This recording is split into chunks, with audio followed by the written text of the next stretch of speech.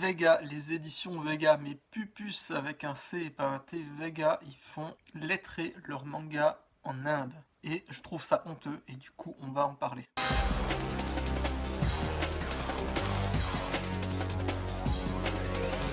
Yo les furios, c'est Léon Brando, et aujourd'hui, on va parler du métier de lettreur. Pourquoi je trouve que c'est important de le faire en France et pas en Inde. On va expliquer plus ou moins ce que c'est le métier de lettreur, que les gens y comprennent bien, parce que c'est pas que mettre du texte dans les bulles. Alors évidemment, il y a cet aspect-là, mettre du texte dans les bulles, c'est important. Si on le met pas bien, on le met en zigzag, ça casse la lecture. On se rend peut-être pas compte comme ça sur une bulle que je vous montre par exemple, mais si sur un tome complet, la lecture, le flot de lecture va être ralenti si le lettrage est mal fait. Mais c'est pas simplement ça. Le lettrage, le métier de lettreur, c'est bien au-dessus de ça. Dans le métier de lettreur, ça peut arriver déjà qu'on reçoive, enfin que le lettreur reçoive des scans japonais de très mauvaise qualité où tout est aplati. Dans ce cas, il faut parfois refaire les décors derrière les bulles, nettoyer les pages, parfois, selon le choix de certains éditeurs, traduire le décor. Il y a des qui préfèrent mettre juste un astérix, expliquer le mot qui est sur le décor. Mais parfois, il y a des éditeurs qui préfèrent traduire. Si c'est bien fait, pourquoi pas. Il y a parfois les doubles pages où le milieu a été mal scanné au Japon à l'époque et du coup, il faut refaire la partie du milieu. Il y a tous ces aspects-là, c'est énorme. Et un lettrage qui est bien fait, ça se voit pas du tout, rarement. Enfin, ça se voit pas dans le sens où vous vous rendez pas compte. Mais dès qu'il y a un truc qui joue pas, et ben, soit ça freine la lecture, soit ça rend le manga vraiment moins attrayant, moins bon. Du coup, c'est un petit peu un métier qui est ingrat. S'il est bien fait, on le voit pas. Donc là, je vais vous mettre quelques petits exemples. Je vous ai montré l'exemple des textes en escalier, mais là, je vais vous montrer un exemple qui est assez parlant. C'était pour Okunashi Blues.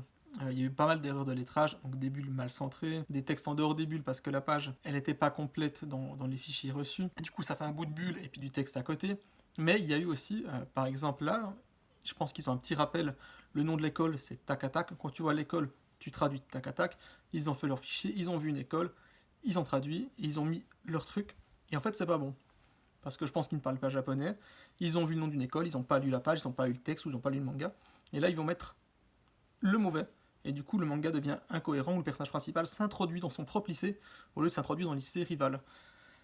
Voilà, ça c'est un problème du coup lié, entre autres, à la traduction, mais c'est un problème du lettreur, par exemple. Pour compenser, là je vais vous mettre un lettrage que je trouve de qualité. C'est dans Sanctuary chez Glénat, où tout le décor derrière, il était traduit. Mais vraiment bien fait. Regardez, je vous mets quelques exemples là. Moi je trouve ça bluffant, c'est fou. Le dessin, il est fidèle.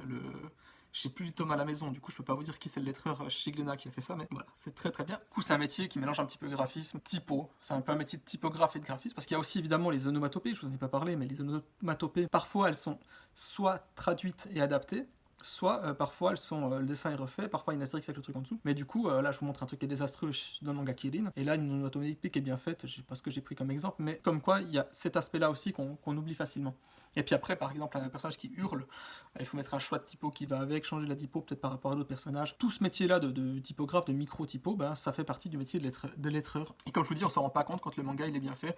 On le lit, on est content, on pose le manga, et puis voilà. Du coup, en France, il y a des lettreurs indépendants, majoritairement, c'est comme ça que ça fonctionne. C'est des gens qui sont du coup graphistes en un sens, mais lettreurs et qui se proposent pour les maisons d'édition pour lettrer les mangas. Et il y a également des studios qui le font d'eux-mêmes. Là, je vous ai cité avant le Black Studio, mais il y en a d'autres. Et puis également, certains éditeurs, je crois que c'est le cas de Kana, ont un lettreur à titre. Je crois que voilà, c'est un des seuls qui ont son studio ou ses lettreurs à eux, quoi. Donc le métier de lettreur, c'est pas non plus le métier tu gagnes le milieu de ta vie. Ça dépend des maisons d'édition. Les prix le prix d'un lettreur, on va dire de son travail sur un manga. Soit ils sont payés donc au tome. On lui dit écoute pour ce tome-là t'es payé tant. Soit ils sont payés à la page. Généralement c'est plus avantageux d'être payé à la page qu'au tome. Chaque éditeur fait un petit peu ce qu'il veut et impose ses conditions. Et concernant le prix du tome ou le prix de la page, et bien pareil, chaque éditeur va donner son tarif. Effectivement, ça peut changer déjà, parce qu'il y a des mangas plus ou moins grands, évidemment. Il y a des mangas avec plus ou moins de texte. Par exemple, si vous imaginez un Death Note avec des pages bien fournies, ou un Gantz où il y a beaucoup d'action, ça va être différent.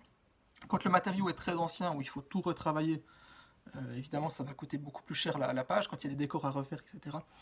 Donc voilà, soit c'est un forfait au tome, soit à la page, et d'un éditeur à un autre, le prix va changer, et d'un manga à un autre, ça va changer. Pour vous donner une fourchette, généralement, un livre, ça va être peut-être entre 600 et 2000 euros le livre, en fonction de ce que je viens de dire. C'est pas le métier idéal si vous voulez vous enrichir, hein, clairement. Et ce qui fait que souvent, les lettreurs, ils cherchent du coup du boulot il y en a pas mal en France, il y a pas mal de studios, et du coup voilà, je trouve que délocaliser ça en Inde, c'est une très mauvaise chose. Du coup on va essayer de comprendre pourquoi, le pourquoi du comment. Alors évidemment, je pense que c'est juste une question économique. D'ailleurs, il y a des éditeurs français qui payent mieux que d'autres les lettreurs, mais vraiment beaucoup mieux que d'autres. Leurs mangas sont parfois un peu plus chers, mais peut-être que ça vaut la peine des fois d'acheter un livre chez un éditeur où il va payer ses prestataires d'une même manière. Je pense que c'est pareil pour les traducteurs. Le tarif, à mon avis, varie d'un traducteur à un autre et d'un éditeur à un autre. Et je pense que certains, ils payent mieux et des fois leurs mangas sont peut-être un peu plus chers pour ça. Si c'est expliqué, ils devraient peut-être mettre ça en avant des fois pour vendre leurs livres, ça serait pas plus mal. Donc là, en l'occurrence, on revient à Vega. Donc je pense que les prix, je pense que faire en Inde, c'est uniquement pour une question de prix. Il y a assez de lettreurs sur le marché en France, donc je pense pas que la raison c'est on n'a personne sous la main. Peut-être pour une question de délai, on n'a personne sous la main tout de suite et on veut sortir un truc tout de suite.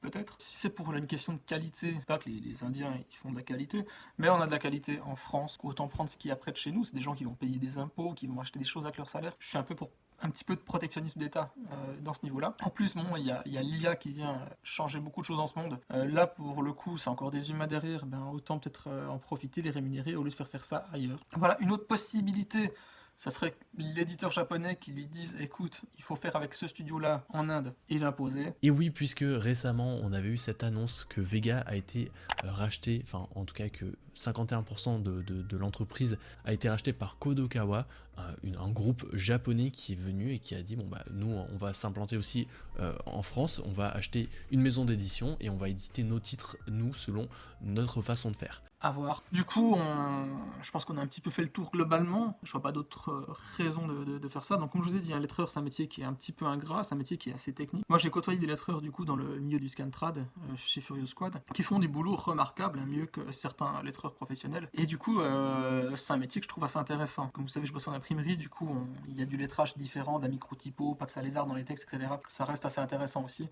Je trouve que dans les mangas, dans la BD, dans le comics, c'est un niveau au-dessus, surtout dans le manga où souvent on a des vieux fichiers maintenant qu'il faut remettre à jour. Je trouve ça nul de faire en Inde, j'aimerais votre avis là-dessus, qu'est-ce que vous en pensez? Je pense que du coup, comme je vous ai dit avant, quand on achète un manga, on peut pas tout acheter, il y a trop de mangas qui sortent, et du coup parfois, il faut faire des choix, et peut-être que ça peut être un argument qui rentrerait dans un choix d'acheter un manga. Le lettrage est fait en Inde, est-ce que j'ai envie de mettre de l'argent pour ça? Oui, non. Après, chacun fait ce qu'il veut de ses thunes, hein.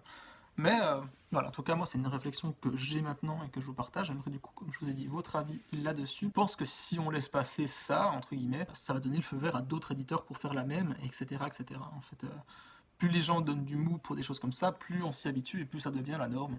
Et je pense qu'après la traduction, elle sera également par IA, et on aura la fin des mangas en DLC, et on arrivera à un truc complètement con, donc voilà. Merci de m'avoir écouté. Si vous avez des choses à dire, ou d'autres cas, ou des choses que vous voulez mettre en avant, des contre-exemples, ou même débattre avec moi, hein, j'ai proposé à Vega Livre de venir argumenter sous mon post, ou venir en DM, personne n'est venu. Bon, merci de m'avoir écouté, j'espère que ça vous a quand même un petit peu intéressé. Des bisous à tous, ciao.